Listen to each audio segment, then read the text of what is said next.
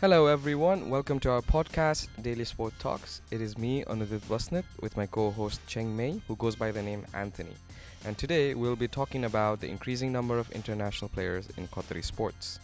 Anthony, can you introduce our guests? Hello everyone, it's your favorite host Anthony in the house. We have a panel of three today. We have sports journalist Mohammed Al Taib from Doha News, Mohammed Abdul Karim, volleyball player for Al Sadd second team, and Mariam El Margawi, British Egyptian volleyball fan, also known as Mimi, from Doha, Qatar. Qatar Sports Investment have been investing a lot to sign international players like World Cup winner Xavi Hernandez. So, Mr. El Taib, what do you make of this recent strategy of hiring international players? I think even before recent years, it's always been bring other players. And we can see that on the national team where originally, I think 8 out of the 10 players that are started in the last World Cup or in the World Cup in 2022 were from Sudanese origin or from Algeria, and there's not one national coach here or that's actually from local or that comes from a at least Arab background. Most of them are Spanish backgrounds. We see that with Felix, that was the former national coach. Now we see that with the coach now, who coached Iran and was a Real Madrid coach, but he's also comes from a Spanish background as well. So, why are investments to grow local players and coaches not prioritized as much? Well, local investment takes a long time. It will take decades and decades, or you need at least a foundation, and that foundation needs to be at least started with was perceived here by foreign players, by foreign investments.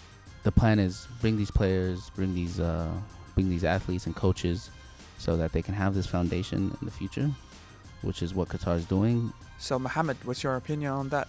Yeah, definitely, because it all depends on money. So when you have money, you'll get good players, international players, basically. And when you get good players, the level of competitiveness increases. Joining as a kid is much more easier than joining as an adult. So if you have an 18-year-old wanting to join Al Sadd, he'll have to be exceptionally good. But if you're one of the guys who have started and have been there from the beginning, it's much more easier for you. Mimi, in the matches you attend, do you see the difference in skill level that we just talked about? There were like 2 Qatar teams in the tournament that I watched. Ahmed Tijan and Sharif, they were the previous bronze medalists. So you could clearly see their skill level was really good. But they didn't necessarily win every match. So I feel like it still gives them, even though they're really good, there's still breadth for them to grow through these tournaments. And the other team never played outside of Qatar, those kind of tournaments. I continue to follow the tournament and I don't see them going abroad. So it's good for them to play against because the gold medalists were also here in Norway.